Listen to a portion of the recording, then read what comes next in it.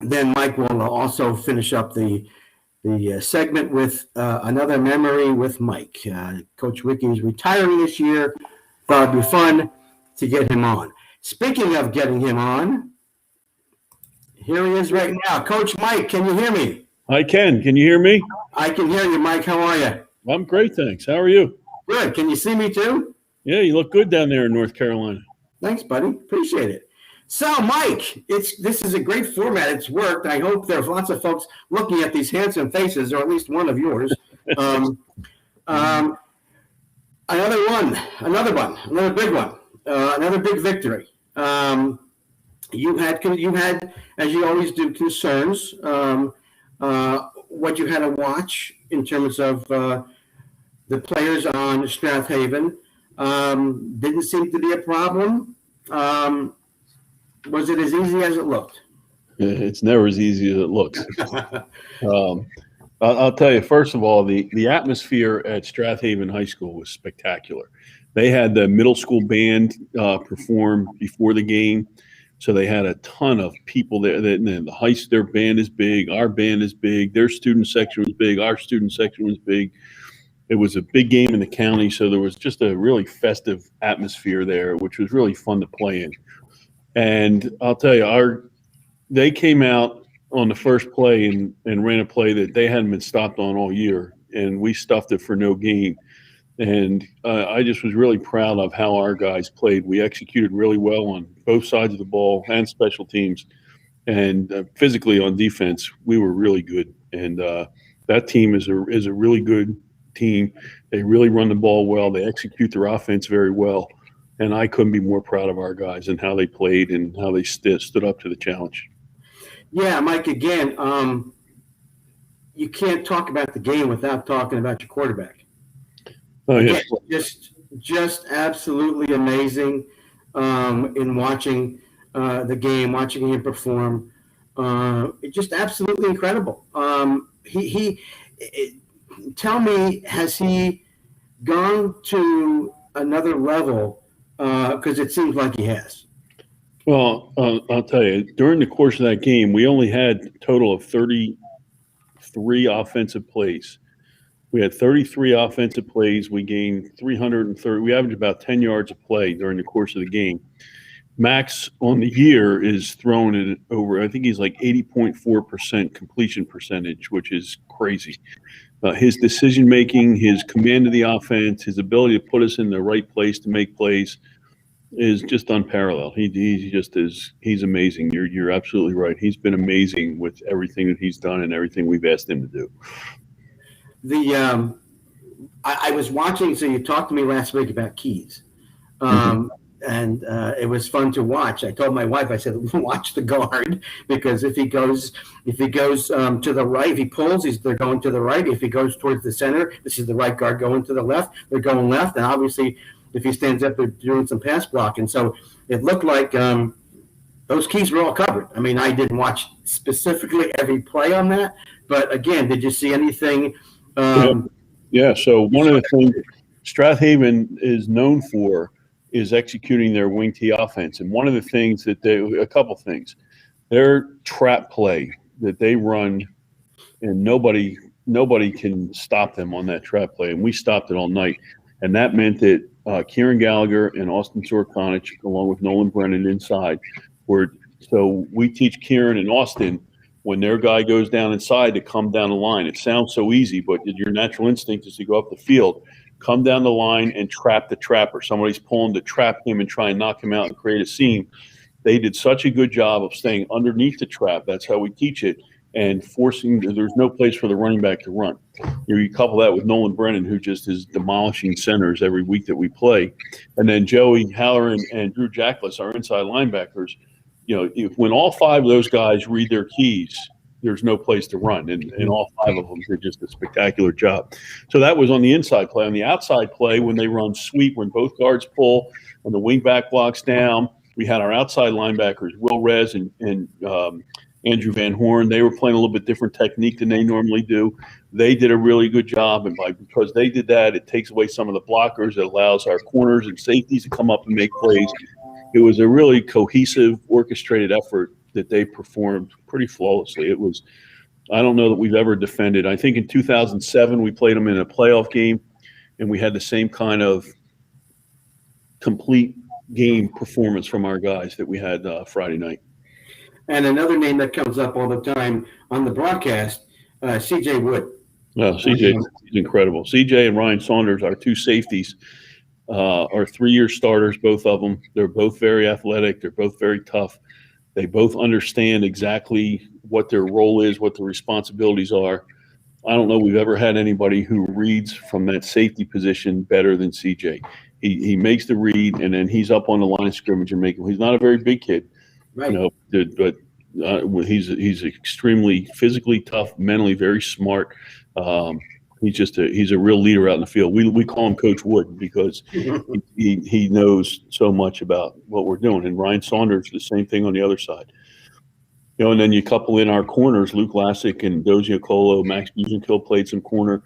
Those guys, everybody was right on point. We asked them to do some specific things with the look that they got, and they all the mental discipline and the focus to read their keys and be where they were supposed to be is what allowed us to make that happen. I'm going to bring something up that when you get angry, it's fun to watch. I mean, I hate to say it, but it's fun to watch. What was going on? I forget what it was. What happened down there on that side of the field? I mean, to your left. I mean, that's where the camera always is. The ref, I know one ref. Did one ref trying to tell you to get off the field when you were trying to do something? What's going on there? It was on the extra point. We had a bad snap on the extra point, and Nolan picked it up and was rolling out, and he got face masked and pulled down. And I was trying to get an explanation. I didn't realize it was a spot foul, and I just wanted to confirm that it was because it was going to determine if we were going to go for 1 or 2.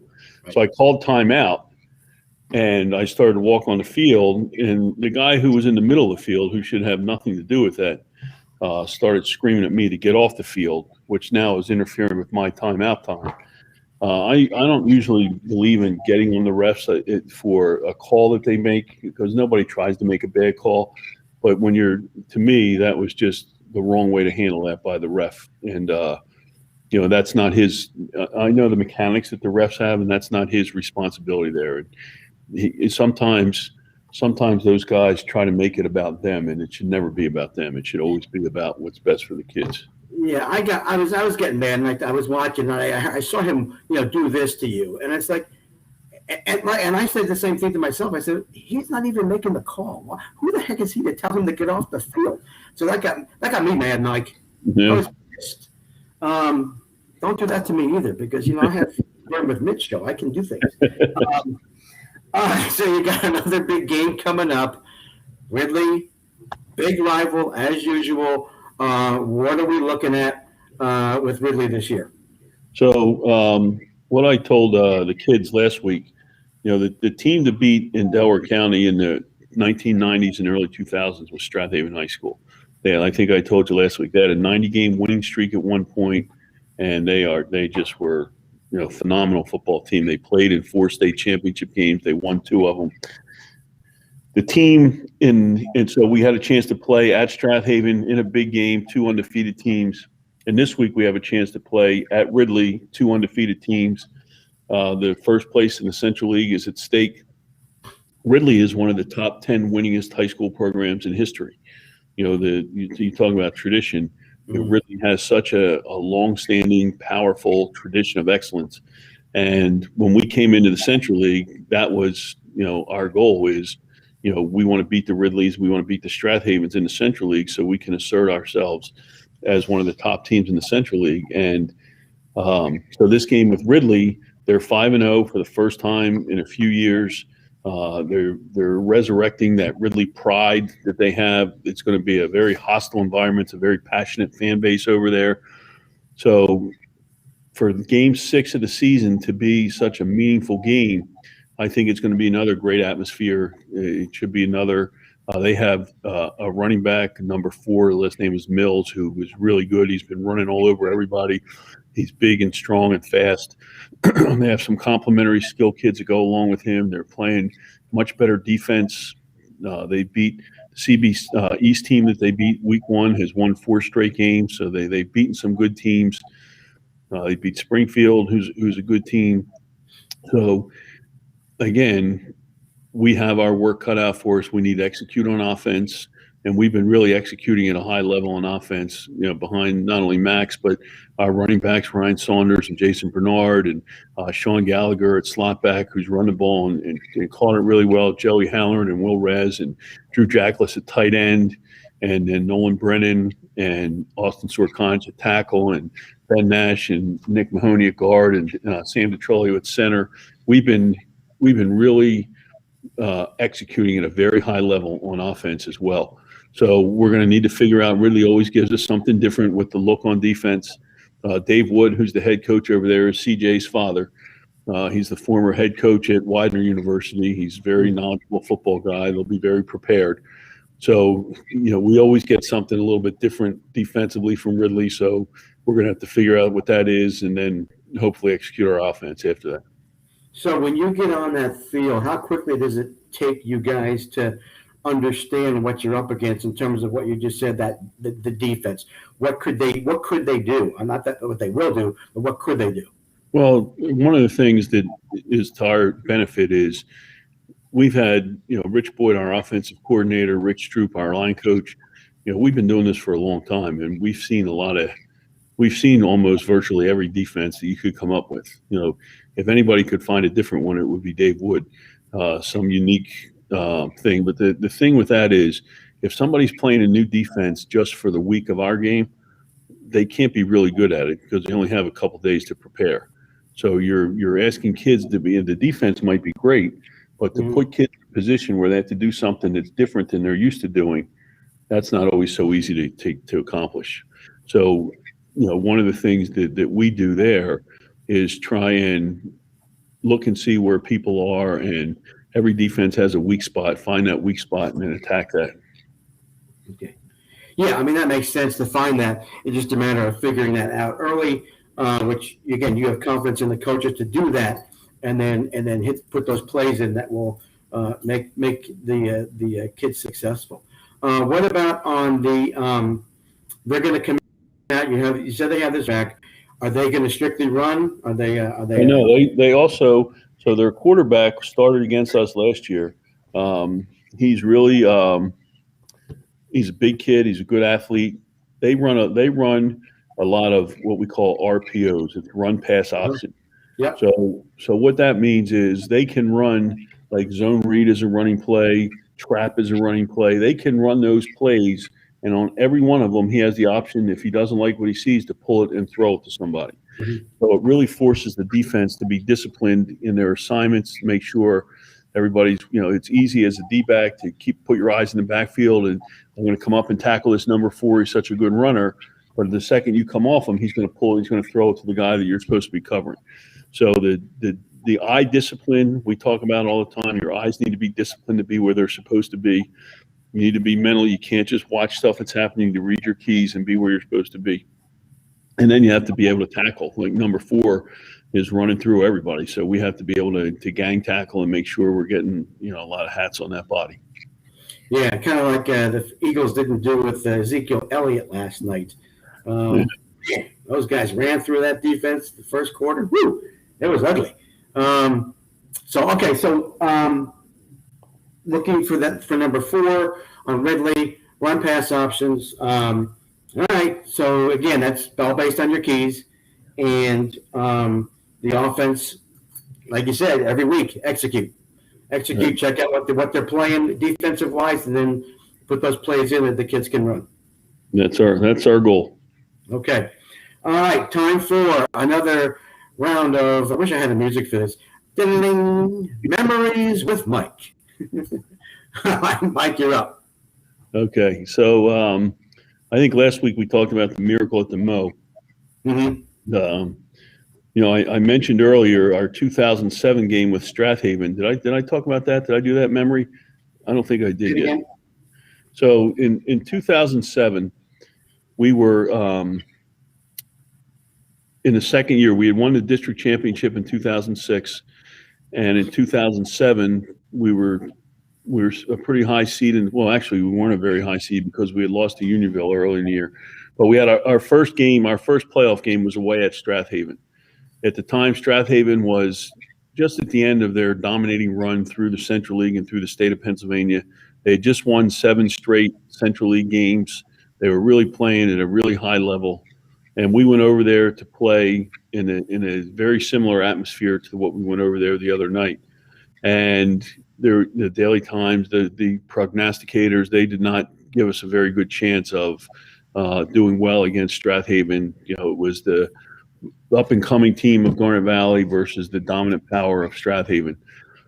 And I'll never forget being in the locker room with the kids before the game and just the quiet confidence they had. Not cocky, but just a respectful confidence that they had. They knew it was a chance to play against a proven opponent.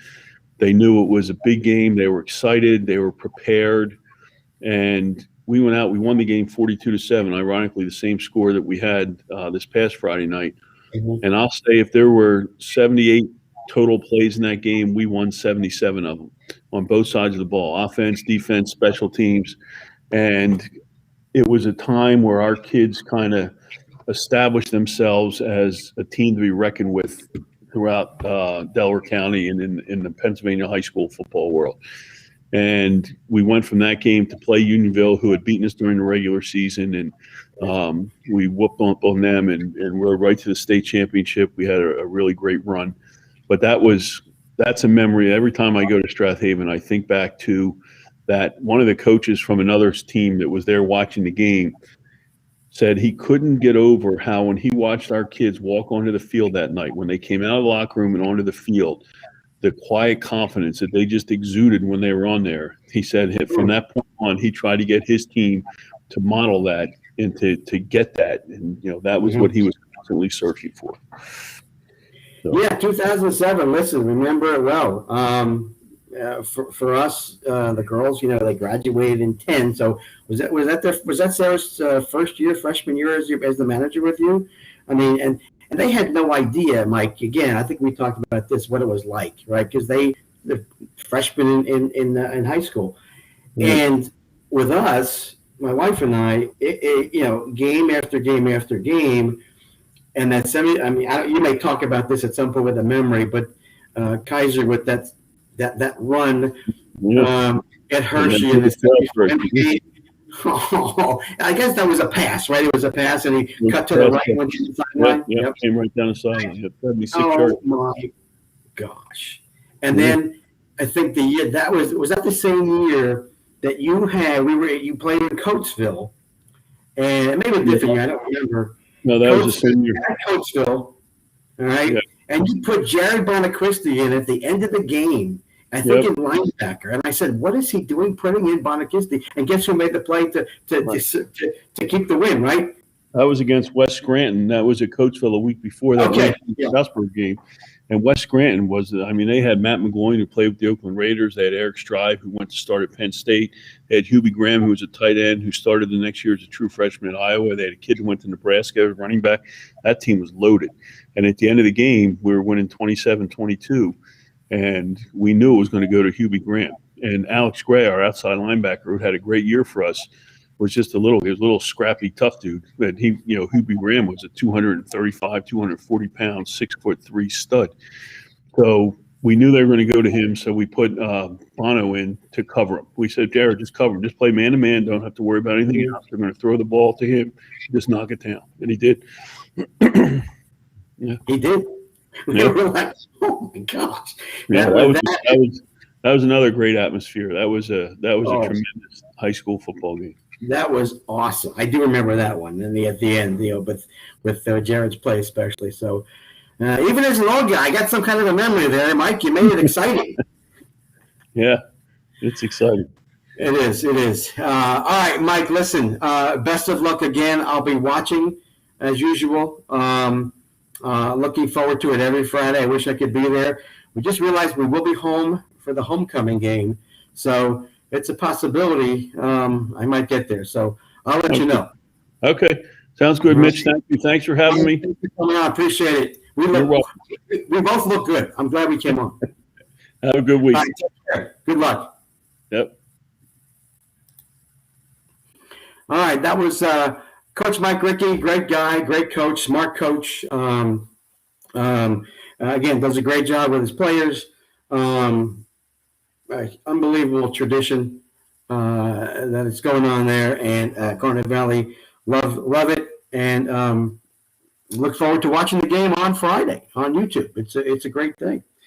All right, in about 5 minutes, we've got Kevin Goldstein coming on. Kevin, former exec for the Houston Astros, scouting, assistant to the GM, and now a writer for Fangraphs. So we're talking some analytics, and then we'll get into a little bit of thoughts on Phillies talent evaluation, because it really stinks. We all know that if you're Phillies fans. What are the Phillies missing in talent evaluation over the years when all these other teams are getting these young studs? Phillies can't seem to come up with one. And then we're going to ask him about the playoffs and what he thinks about what's going on with what does he think is going to happen with our teams in the Major League Baseball, and who's going to end up in the NLCS and ALCS. So looking forward to having Kevin come on, and I'm going to let him know right now that we are ready for him. Also want to let you know that BetUS.com. I got to get that on the screen here at some point, but go to BetUS.com if you like to gamble, if you like to take a chance, okay? Sign up for BetUS.com. Tell them the Burn with Mitch at 12 on Sports sent you. We're having a little contest here at the station. The sports host or hosts that get the most to sign up will win a prize from Beck, our guru at the station, the man who owns the station. He says, let's get people signed up. So I'm telling you to go to BetUS.com, put in 12OZ as the code. You'll get a bonus up to $1,000. Put in there, I believe he's put a code in, or we'll let you know that there's a way for you to let people know who told you to sign up. That would be me, Mitch Bernstein, the Burn with Mitch. And we will, I'd be happy to have you help me win a nice prize. So, like I said, Kevin Goldstein will be coming up soon, talking some analytical baseball. The Phillies just started in Atlanta. They are 2.5 games out, and they need to sweep, and I don't think it's going to happen. I told people last week. I told them the week before. I just don't think it's going to happen. Could it have happened? Yes. Lead the major leagues in blown saves. They could have ran away with this division. They should have ran away with this division.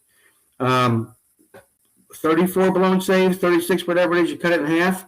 That's 17 more wins. That's a blowout NL East division winning team. I don't think it's going to happen.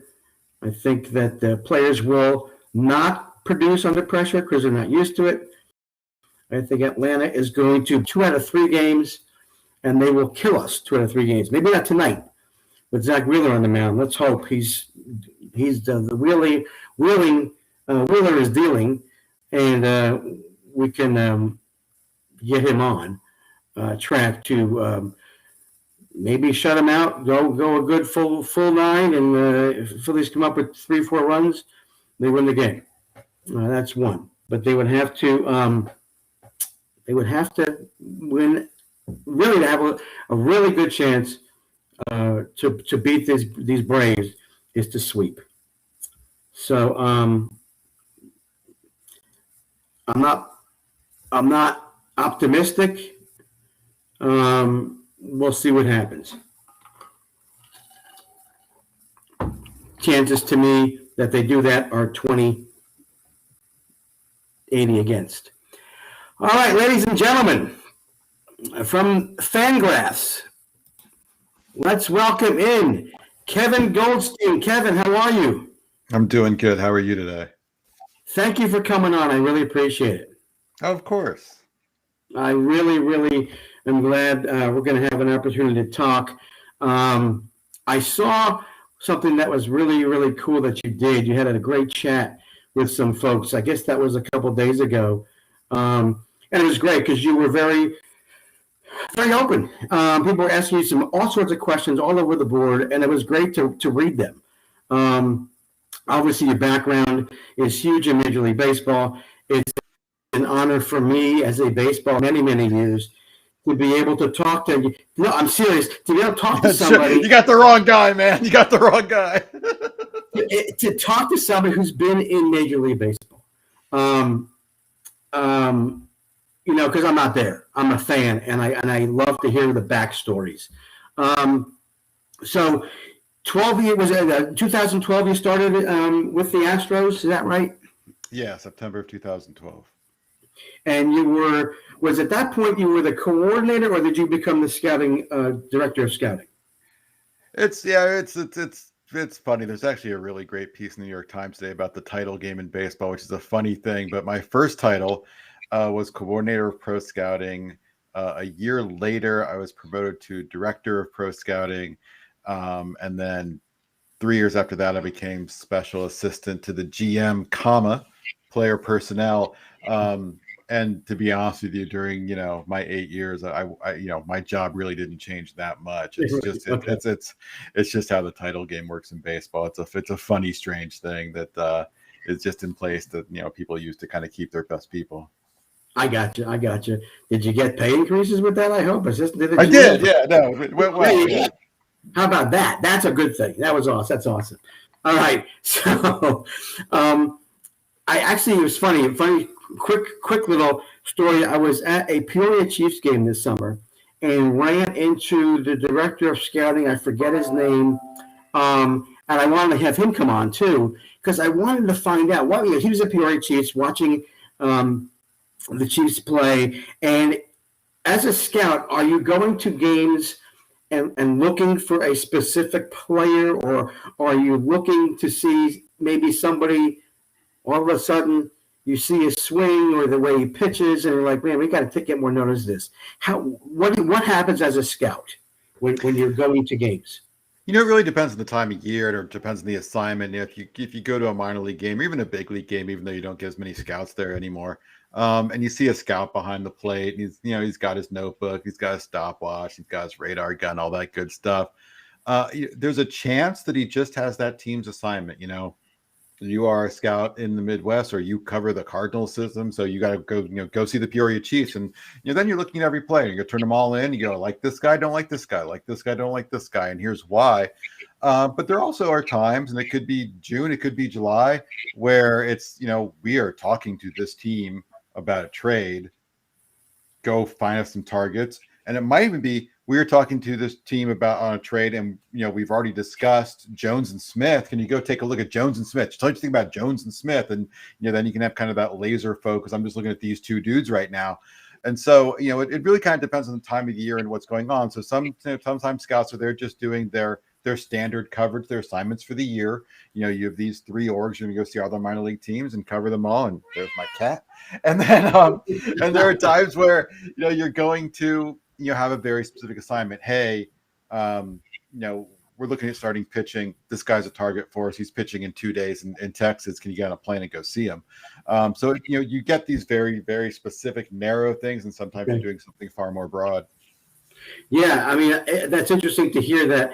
Hey, you're in the mix with the GM. We need to make something happen, and in essence, you're saying on the spur of the moment, you're gone to watch it. Watch these players. Yeah, absolutely. You learn. I always joke that once my baseball stuff ended, I could make a hell of a travel agent. I know how to book flights and hotels and cars for the best of them on very, very short notice. That's good to know. We may have to talk about that later. Hopefully your fee isn't too large for that. No, yeah, I could just charge you in Marriott points at this point. Okay, that's fine. Did you like doing that? What was the course? What was it? So you love going to these, traveling and going, and this was your thing. You loved baseball. You loved looking at these guys That was fun. I mean, if you're going to work in baseball, you better love baseball. I always tell people that when I still people calling me, oh, I'm thinking about taking a job with this person, with this team or that. And I'm like, I just things you need to understand. Like if you're going to work in baseball, and the benefits are insane. I'm getting paid to go around the country and at times the world, and watch baseball, and that's my job. Are you kidding me? And then my other part of my job is to then give my opinions on these players. It's the best thing in the world, but it does come with all sorts of downsides. It's a real stress on a family. Yeah. Like I don't know what you do, specifically for a living, but do you like weekends? Weekends are great, right? Well, guess what happens on weekends? Really important baseball games get played, and that's work. And I missed my, I wasn't home for my birthday for 8 years. Until I got married, my wife and I celebrated our anniversary the night we met, which happened to be July 31st. And so I wasn't here for my anniversary because that's the trade deadline. So for 7 years, I wasn't home for that. And you miss birthdays and anniversaries, and people miss their kids' little league games and their and their daughters' recitals and things like that. Yeah. And, there's a lot of sacrifices. It could be a real strain on a family, and it really can be, a 24/7, 365 job. Like 6 weeks ago, I went to California with my wife, and that was the first time I've taken a vacation during the summer in 8 years. Wow. And it's the first time I've taken any kind of vacation where I didn't have to, think of myself as on call and be, looking at my phone every 30 minutes for 8 years. And so, it's great. It's a great gig. It's a lot of fun. Yeah. It's very rewarding. I have no complaints, but you just kind of have to be realistic about, some of the bad that comes with the good. Yeah. Yeah. I get that for sure. Okay. I'm going to go specific here. The Phillies really suck at talent evaluation. We are tired of watching this team, and hopefully Dave Dombrowski, he's made some changes in that part of the organization this year. It's hard to watch other teams pick up players. The Acuñas, for one example, in Atlanta, and others, Albies, and all of these guys. Phillies have bupkis, and you know what bupkis means, right? They got nothing. They got a little. What's up with that? How much do you know about these other teams and how they evaluate talent? Tell us. I always saw the Phillies as maybe a little behind on some of the modern player evaluation stuff, in terms of using some of the video and underlying data and really advanced analytic kind of stuff.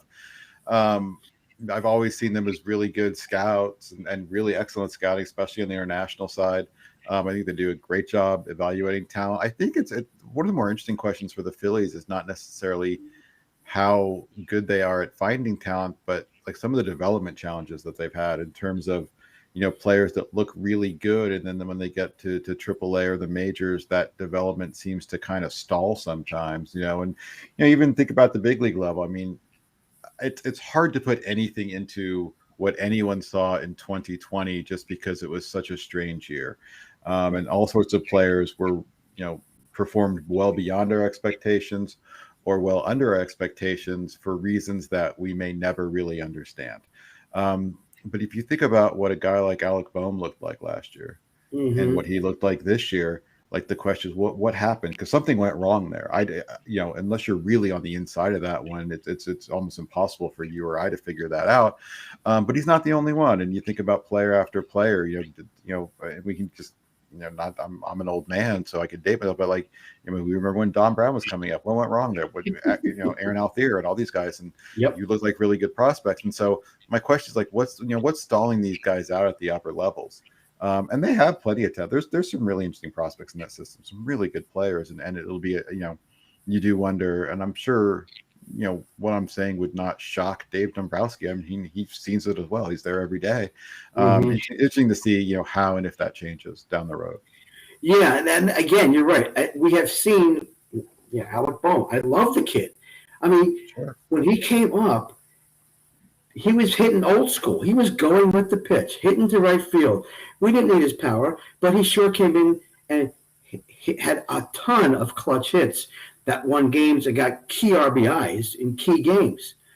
what the hell happened to him this year? Yeah, what I mean, at that point, listen, I always say with folks like yourself, the analogy is when you play golf and you're not a great golfer, right? Like me, but I know with each club I can hit a shot around with my 3, 4, 5, 6, 7, 8, 9, and driver and fairway woods. I just can't put it together, but I know it's there, right? We know it's there for Alec Bohm. It's got to be up here. I'm thinking it's got to be up here. No, I don't think necessarily that's the case. So? No, I don't know. I think with times we kind of put too much into that kind of thing, when it's almost rarely the case where it's up there. I do think, and this happens to every rookie. It happened to Mike Trout, where the advanced guys in this game are insanely good. The advanced scouts. There are people in the stands evaluating talent. There are also people in the stands watching their next opponent and saying, "This is how we beat them. This is where we're going to attack them." And I do think, Alex Bohm got advanced, and this happens to every young player. The league's going to make adjustments to you, and now it's up to you to adjust back. And that comes with the help of the team, knowing that this is how teams are attacking you. And I think in a lot of ways, people figured out Alex Bohm and figured out some weak spots for him, and it's time for him to close those holes. All right, question about this. So this brings up for me a question about the batting coach's role. Okay, again, as a fan, we don't know the inner workings. You've been there. Alec Bohm, somebody on the Astros. Bregman is going into a slump. Korea slumping for. Hard to compare Bohm and Korea and Bregman, but I just did. But they're slumping. At what point does the batting coach have a role in that, in terms of figuring out what's going on? It really depends on the player. Players are different, and players need to be treated as individuals. There are certain players where the hitting coach might be more comfortable, and I think Bohm would fall into this thing just because as more of a young player, not a veteran, with the hitting coach coming into them and saying, "Hey, I know you're slumping. I know you're upset. Here's some things going on right now." But there are players where you kind of need them to come to you first. They want to kind of figure things out on their own. So it really is player to player. I'm sure they've worked with Alex Bohm, and some things have worked and some things have not. And the thing is, with sometimes these things can kind of spiral a little bit. And all of a sudden you try to fix something and you actually make it worse. We've all done it. When we tried to fix a lamp and you break the lamp, that can happen. And so, what you try to do is you just need to kind of reverse that development and get them back on track. And I think that's why Alec ultimately went down to the minors, just to kind of, if you're going to do that, let's have you do it where your development is more important than the game results itself. Right. Not worried about, having to win so much. And to me, is that what we call that a pressure, Kevin? I don't think it's a pressure thing. I think it's more of a situation where, like, if he's going to work on something and it could go even further south, let's not have that happening in Phillies games. Let's have that happening at AAA games. Yeah. Okay. Gotcha. All right. Let's move on. I'm loving this conversation. I'm just thanking again before you go off. I'm really enjoying the information that you're giving, so I appreciate it. I don't think the Phillies are going to get in. They got a sweep, and I said out before you came on, before my first guest came on, they've got 34 blown saves this year. They don't blow for those. They run away with the freaking division. But who do you think ends up? I'm going to skip all the way to the NLCS. What are you thinking? Who do you think are the Giants going to do this? It's crazy. It's one of those things where, I'll be honest with you. You're not going to like this answer, but I'm going to tell you how I feel anyway. If you ask that question, like what's going to happen in the playoffs, and anybody looks you in the eye and says with any sort of certainty this is what's going to happen in the playoffs, that person's a damn liar. Right. It's the baseball playoffs. These are every playoff team's at a baseline pretty good. It's very hard for any two pretty good or better teams to face each other and have one of them be more than a 60% favorite or so in a single game. And, if you really wanted to know who the better team is, you'd probably have to play, I don't know, a best of 31 or so, somewhere around there. And so any team can beat any team in a 5-game series or a 7-game series. In fact, like who you see in the else? I don't know. I could flip a coin and give you an answer and act like I'm real sure and give you like a real nice hot take. Oh, let me tell you what's going to happen.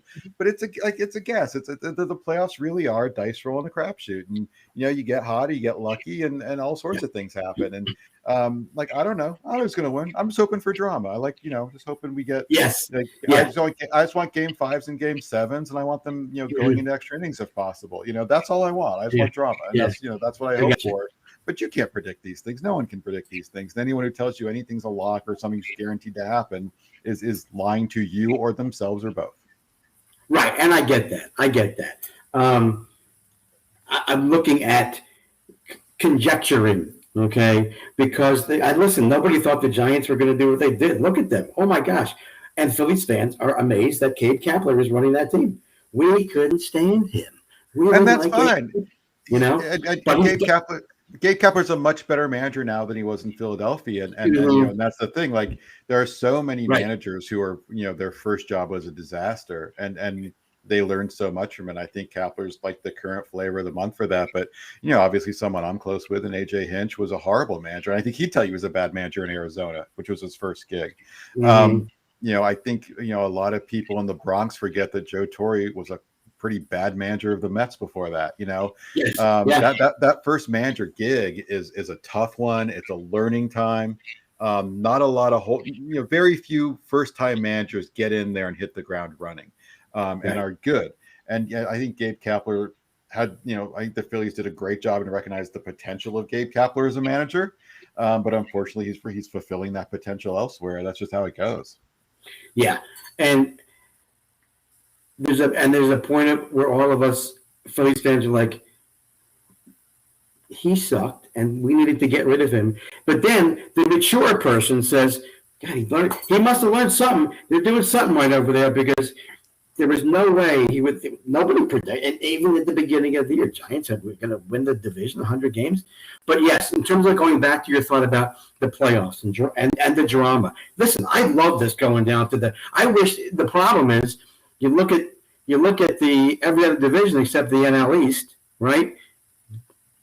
Basically done, and the NL West basically done. We know who's winning. That's not drama. I'm with you. I would have loved to have seen this go down. A lot of the division races go down to the left. How much excitement is that? Because then you're watching Major League Baseball, and they're just all doing all these cutaways for all these games. It's awesome. So yes, true baseball fans love that drama. Love to go, like you said, to 5 or 7. And now you got the wild card with Boston. And look at what and again, all these people bitching about Aaron Boone, and look, they're still in it. And they're playing well. It's awesome. It's so much fun to watch. And the Cardinals. Holy crap. How about the Cardinals 16 games? Are they going to keep it up? And they're going to have a 1-game playoff, most likely, we're thinking, with the Dodgers. So that's going to be fun.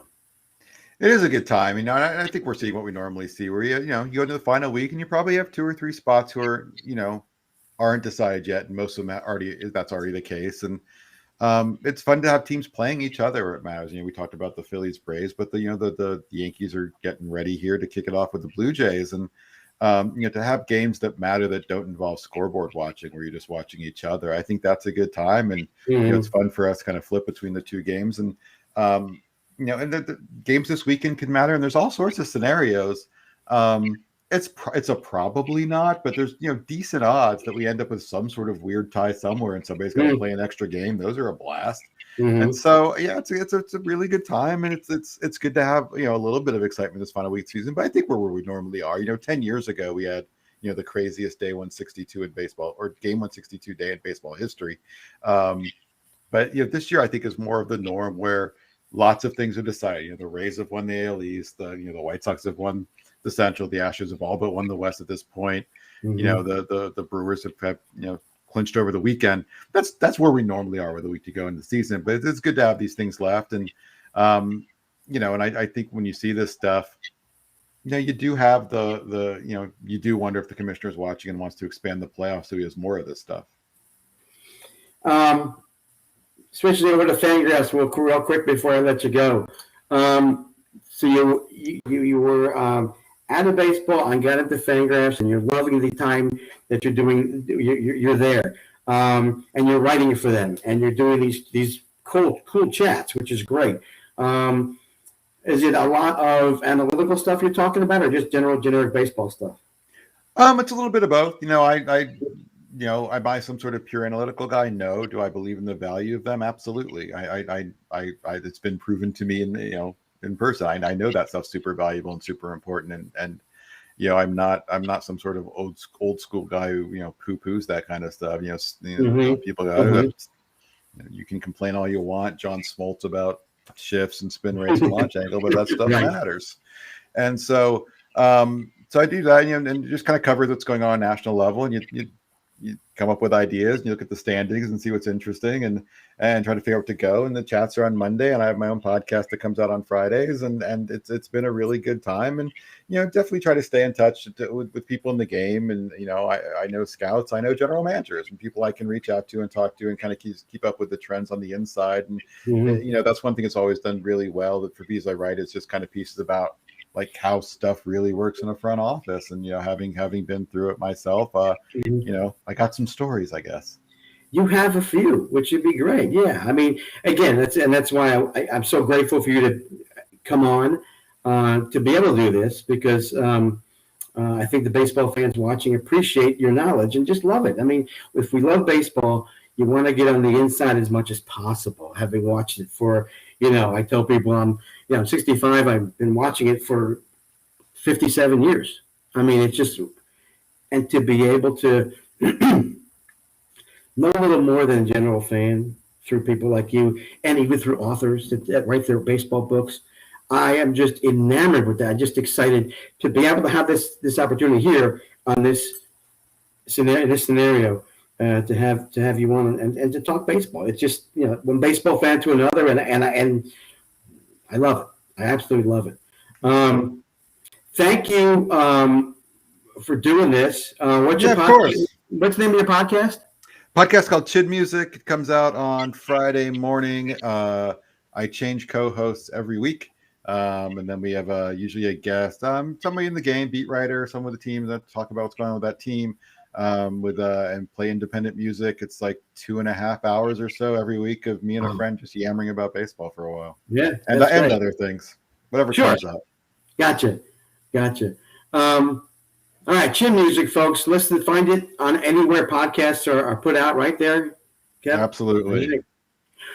All right. Again, thanks so much. Appreciate you doing this. Let's go Phillies, maybe. I have no rooting interest. I know. I can just tell. It's great. All right, Kev. Thank you very much again. Appreciate it. Have a great night. No problem, Mitch. Thanks for having me on. You're welcome.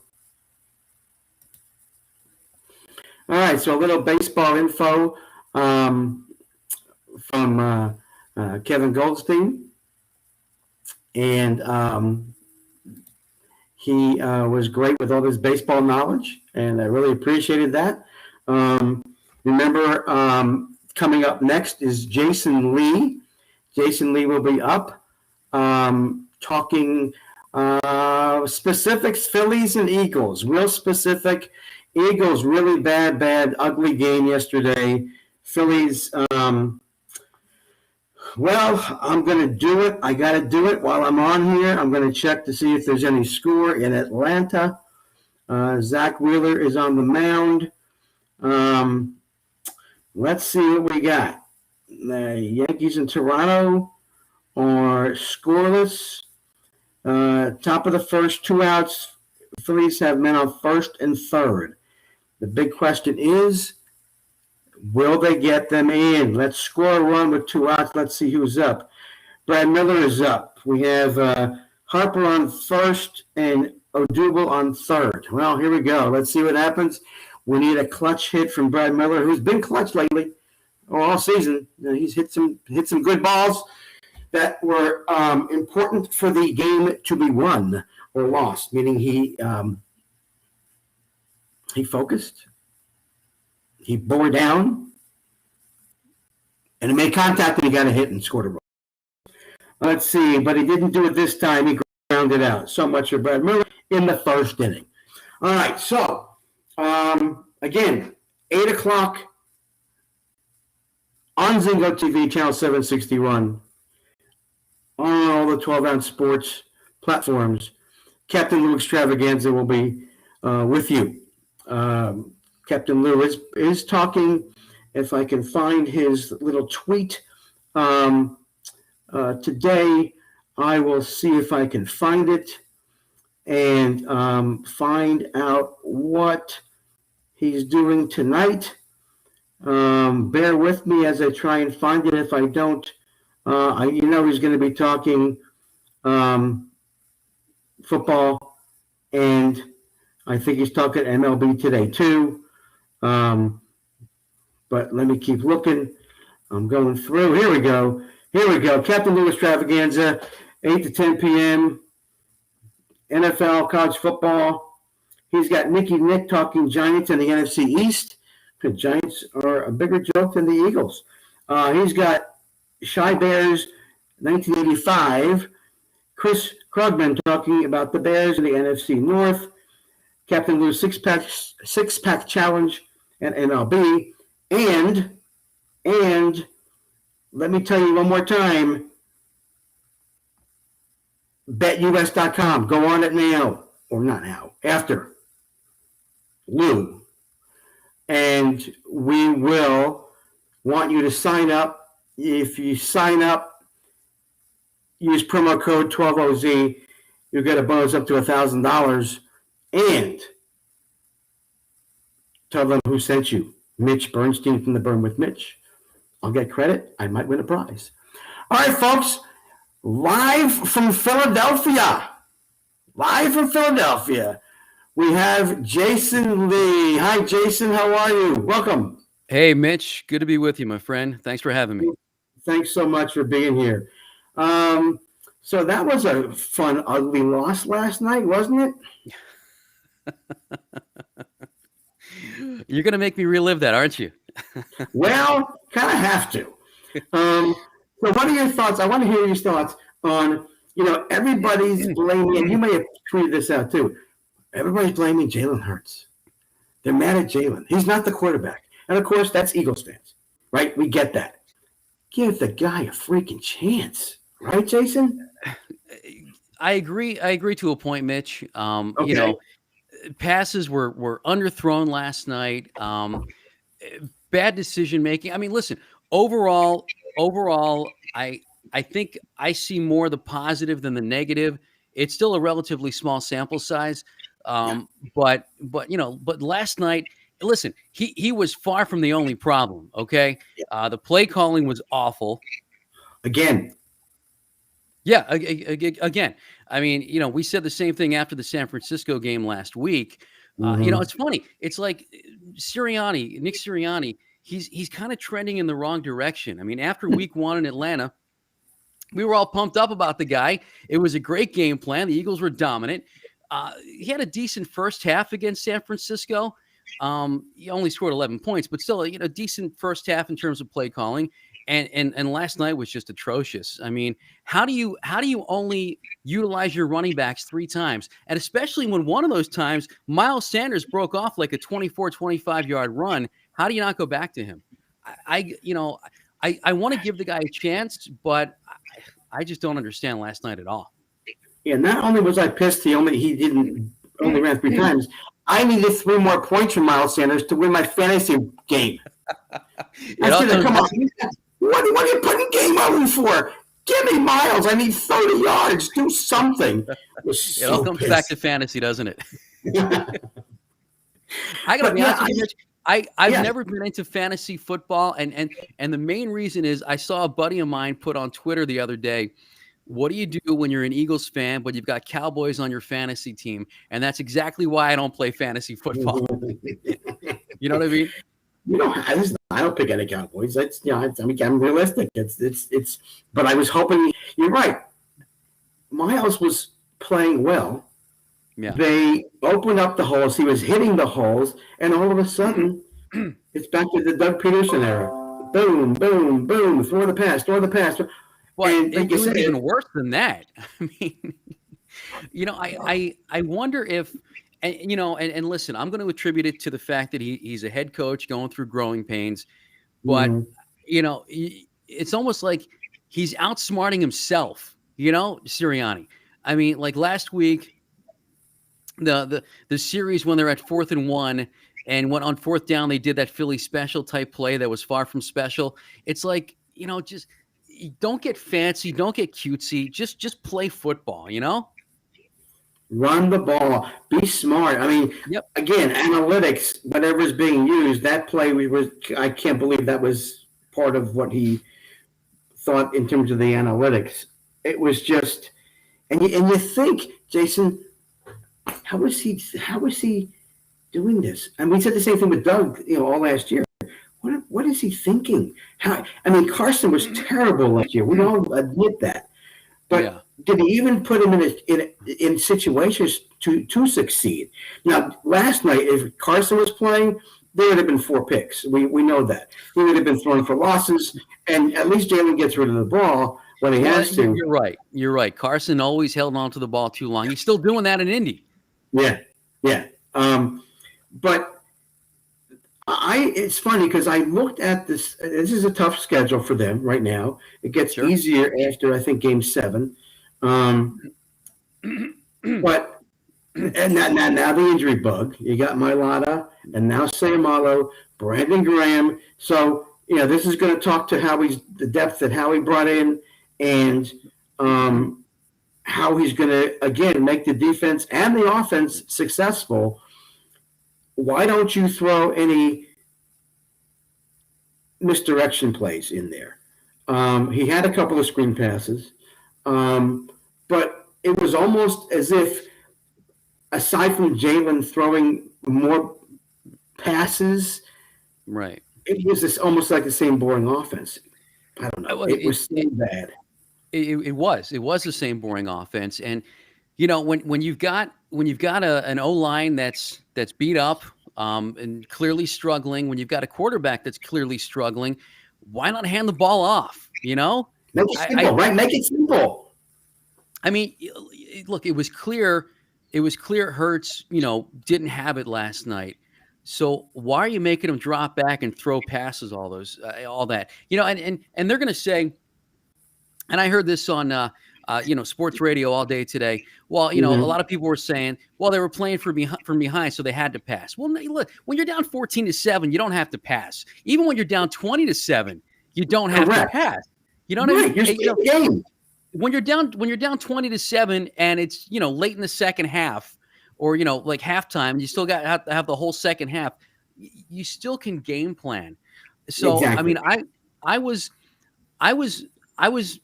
mean, look, I was upset at the Hurts interceptions, especially the first drive of the game, because they were moving the ball pretty well on that drive, and that was such a momentum stopper. But I think I was more upset with the just the, oh God, what's the word? The lack of aggressiveness, the lack of imagination, and I think more so than anything, the lack of adjustments, especially on defense. Yes. If Dallas is pounding the football, they're running the ball and they're running right through us. Like I say us, like I'm playing on the team, but they're running right through the Eagles like a hot knife through butter. You got to adjust, right? I mean, if you're the Cowboys, why wouldn't you keep doing that? You're going to keep doing what's working, right? I'm thinking the same thing, Jason. I was thinking the same exact thing.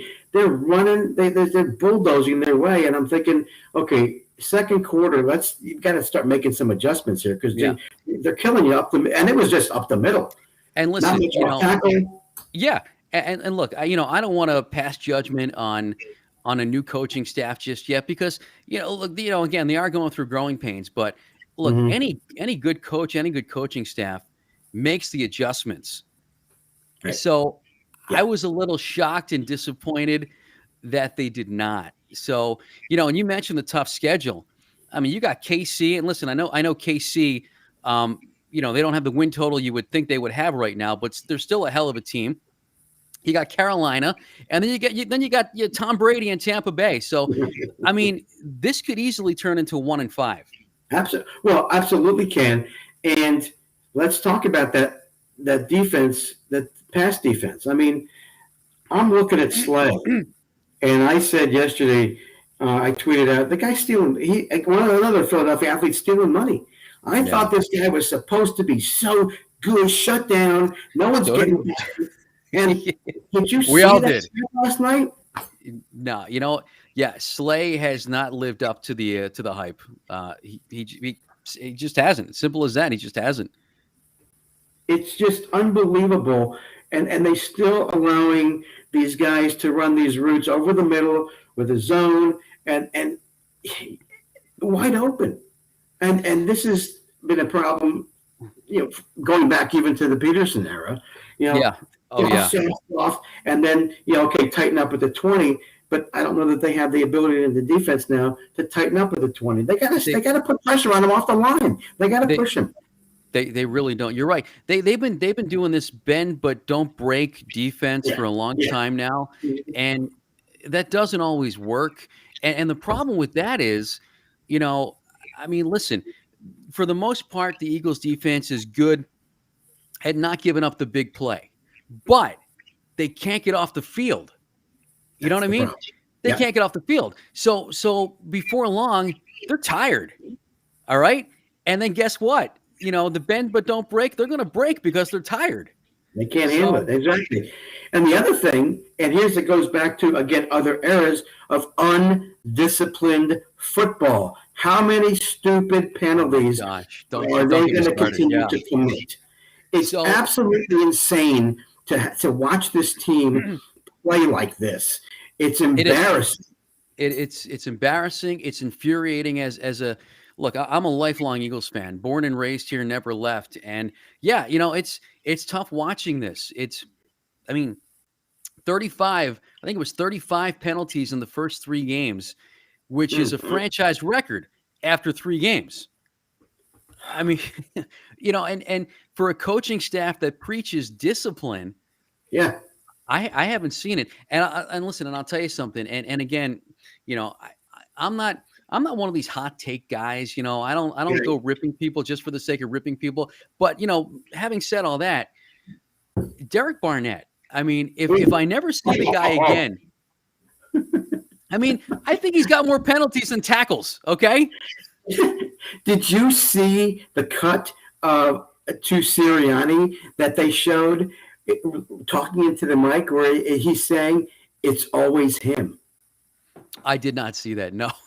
They showed that. Yes. Oh, was that on ESPN last night? I didn't. Yes. I guess they I was cut away to him. They cut to the defensive coordinator, and who knows who he was talking to, but they made it look like that Sirianni said, it's always him. Wow. I'm like, oh, shoot. Something's got to happen. Speaking by something's got to happen, Jason. Yes. How about those Philadelphia Phillies? Well, I guess the game just started. It did just start. They had a man out first and third, 2 outs, and Brad Bamboo Miller grounded out to second base. So here's the thing. Yeah. So, and again, I've been a Philadelphia sports fan my entire life, and this has been one of the most frustrating seasons, I think, in Phillies history, because the Phillies, in certain respects, they got a lot of talent. Their lineup, anytime you got a lineup with Bryce Harper and JT Realmuto, I mean, it's a pretty good lineup, but they have days. It's funny, good teams pick each other up. So if somebody's slumping, somebody else is on a tear. It seems like the Phillies offense, they all shut down at the same time. You know what I mean? And I don't know why that is. I mean, listen, when you lose 6-0 to the Pittsburgh Pirates, okay? And so that was the game on Sunday. You lose 6-0 to the Pittsburgh Pirates when you're about to go to Atlanta for 3 games to pretty much play for the division. How you're not pumped up? And I don't. And listen, I'm not one of these people who says that the coach or manager has to pump up the team because these guys are professionals. They're making millions of dollars a year. You shouldn't need somebody else to pump you up. But having said that, you do kind of have to wonder where's Girardi in all this? How does the team come out that flat? So it's frustrating. And I'll tell you something else that I can't stand, Mitch. I don't know how you feel about this. So the Phillies, every so often they have a bullpen game. You know, there's no starting pitcher. There's an opener, so to speak. Yeah. Mm-hmm. And it's all, well, they had a bullpen game on Sunday. Now, I mean, look, the offense didn't show up, so you can't blame the pitching. But having said that, why this late in the season when you're fighting for first place, why are we doing an all bullpen game?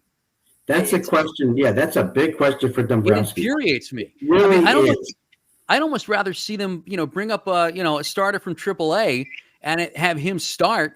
Yeah. Because when you do a bullpen game, first of all, the Phillies bullpen sucks. Okay, so I mean,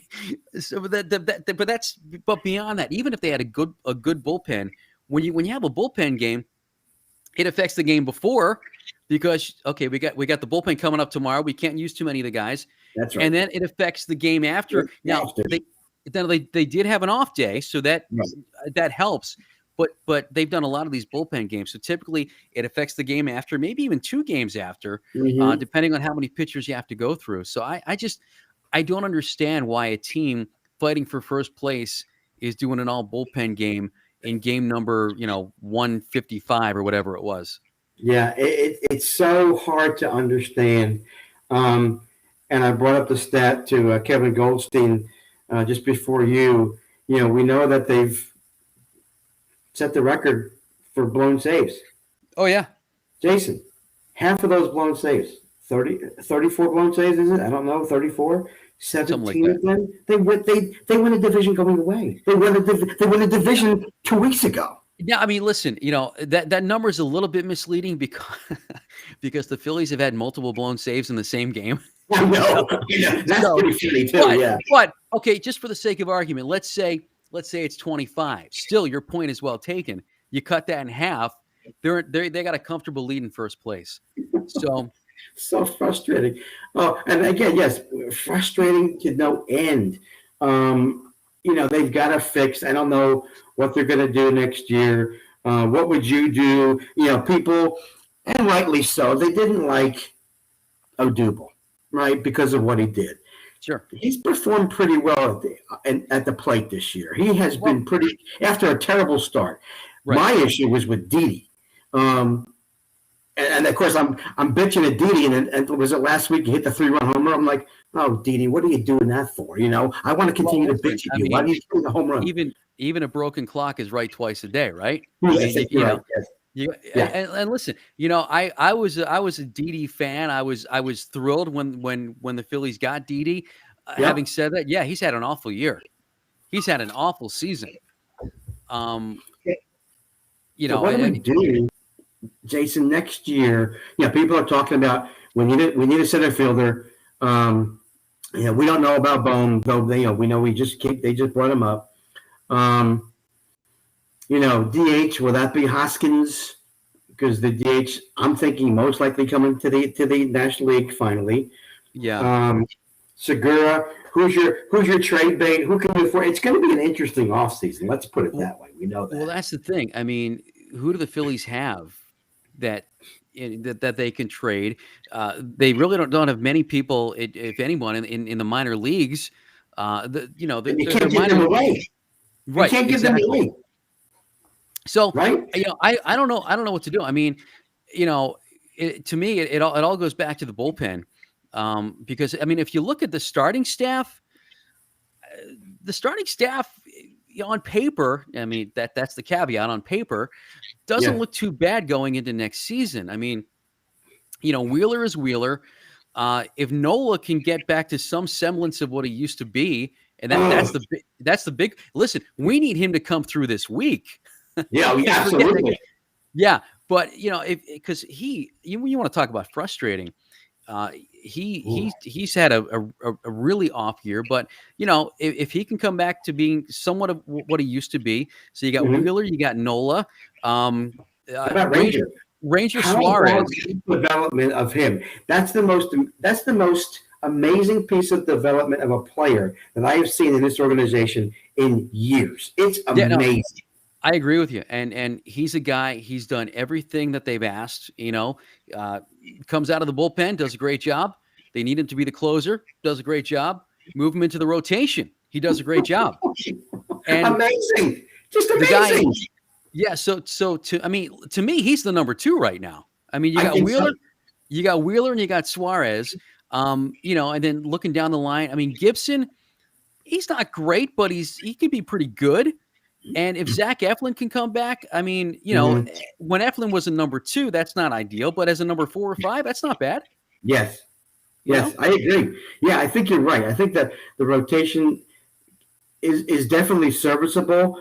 God, if we can get Nola back to where he was, and we were all hoping for that Wheeler Nola 1-2, Yeah. amazing. And then now you're looking at Ranger, and Zach did pretty well before he got hurt with that knee. I mean, you've got, and like I said, Kyle Gibson, again, very serviceable. He's not going to be he's not a star, but now you've got a decent starting rotation. But what about the bullpen? That's the problem.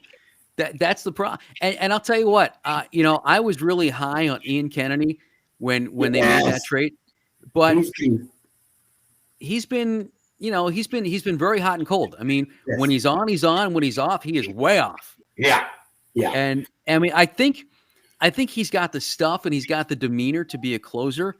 But you need a little more consistency there. You have to be consistent. The other couple, listen, Hector was a surprise. I've always said he's not a closer. He doesn't have the mindset.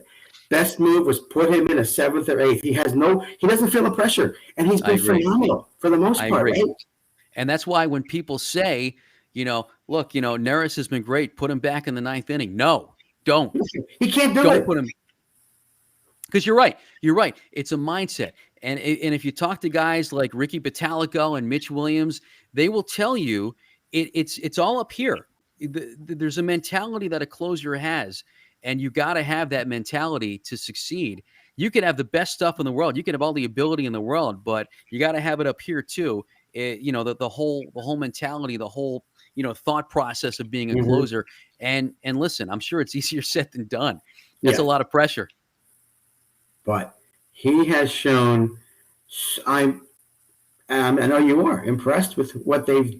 Again, they made the app. Joe made the move, we think, to get him out of that role, and what a job he has done since he's got out of that closer role. So that's great.